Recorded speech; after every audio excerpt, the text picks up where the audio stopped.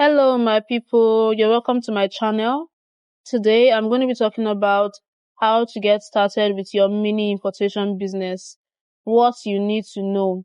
This video is just all about the basics of mini importation, what you're going to be needing at the beginning of your mini importation journey.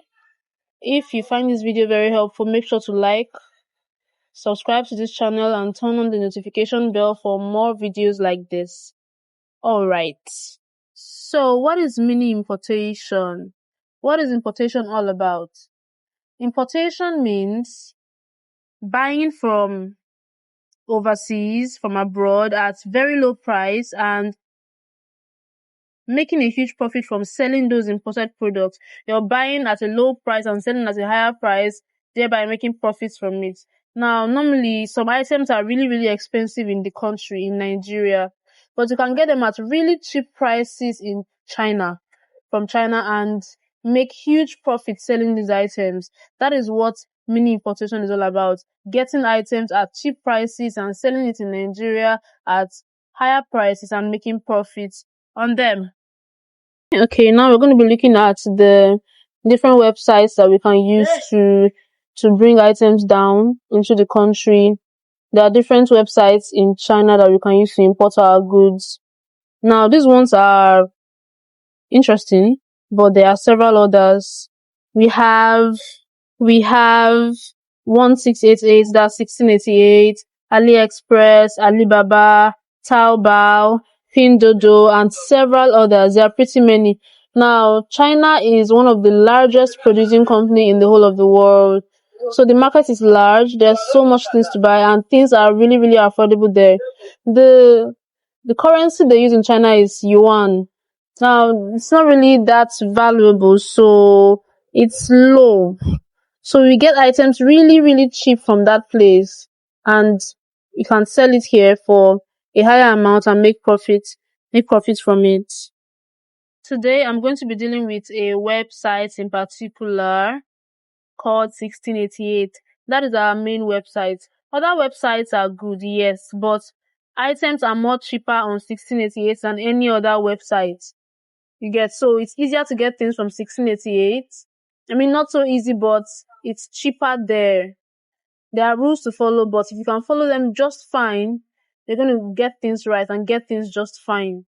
So we're going to be focusing on 1688 for this training.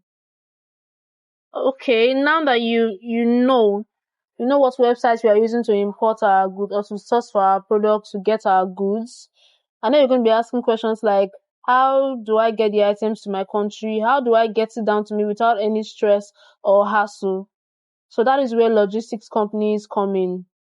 There are so many, tons of them. There are so many logistics companies in the world, but we're going to be narrowing down to just one. It's called Skyjet. I've been using Skyjet for many years now, since I started importing, and it's one of the best. You can go to sleep and close your eyes and be sure that your items are in safe hands and that nothing is wrong with them. It's one of the most trusted companies for shipping goods in the world. Alright, so right now we're going to be looking at some importation terminologies. There are some terms you need to take note of when it comes to importation business. You're going to be hearing them very often, so you need to know these words, you need to understand these terms. Number one, we have yuan. Yuan is the currency that is used in China. Just the way we have naira for Nigeria, the Chinese currency is also known as yuan. So when you want to make payments, you're going to need to try to convert your naira to yuan, and then you pay your suppliers. MOQ. MOQ means minimum order quantity. Now, the Chinese factories, they're seeing you as a wholesaler. They can't be selling items to you just singularly, one. No. Items are sold in minimum order quantity. Some are going to have minimum order quantity of 10, some minimum order quantity of 100, some minimum order quantity of 5. So it's up to you to select the one. There are lots of factories in China. Like I said, it's the largest producing country in the world. For instance, you want to buy a pair of trousers, for instance, and you want a particular brand of trousers, a particular one. Trust me when I say there are over 100 factories selling that particular trousers. And so those factories have their different requirements. They have different MOQs, different prices, because it's kind of like a competition, and different ratings based on how they have sold in the past to previous customers. You get now shipping agents. A shipping agent is there are agencies, there are companies that will help you bring your goods. They will help you ship your goods from China to whichever country you are in the world. They are called shipping agents. I mentioned Skyjet earlier. So Skyjet has an address in China. All you have to do, this is going to be for another day though. All you have to do is just send the company the address. They're going to send the items to the address. You get the details and then it's sent down to your country. It's really not that difficult, but that is the work of shipping agents. Procurement agent. Now, a procurement agent is someone who helps other people to source for goods in China and probably other countries as well. For instance, you don't want to stress yourself with having to get the goods or source for the goods yourself, because it's really not so simple sourcing for goods. It's a lot of work. You can just copy the link of the item you want to buy and send to someone who procures, and then the person is going to procure the item for you. Alipay. Alipay is, let's just say it's a Chinese bank account.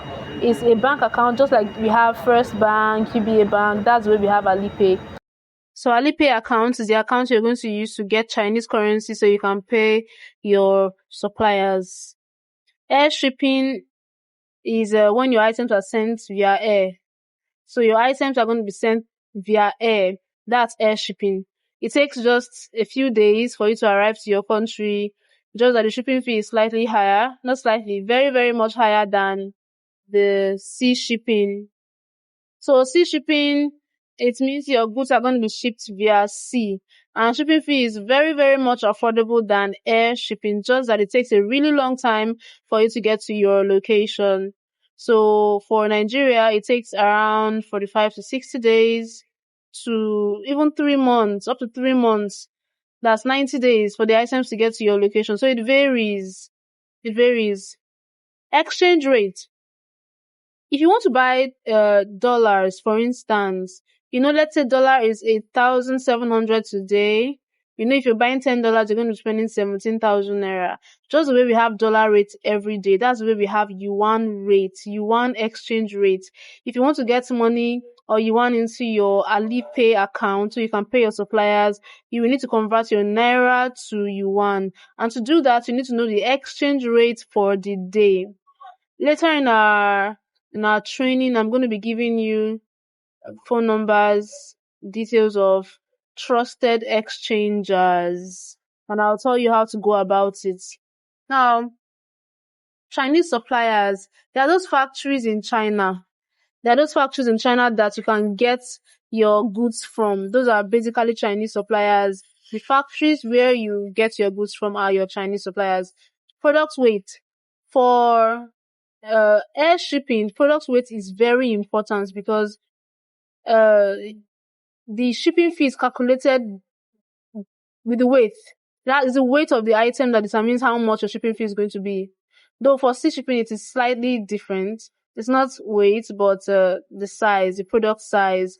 So most times, if you want to know the weight of your item, you can check very well the product description of whatever item you want to buy from China.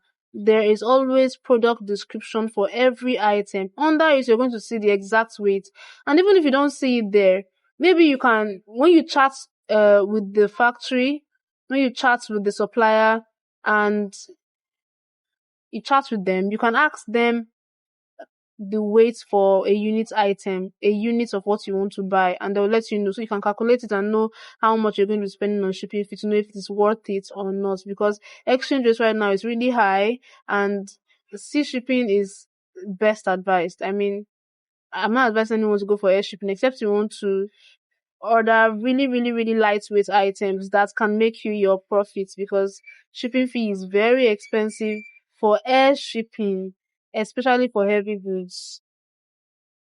Don't forget to like this video, Subscribe to this channel and turn on the notification bell for more videos like this. See you in our next class.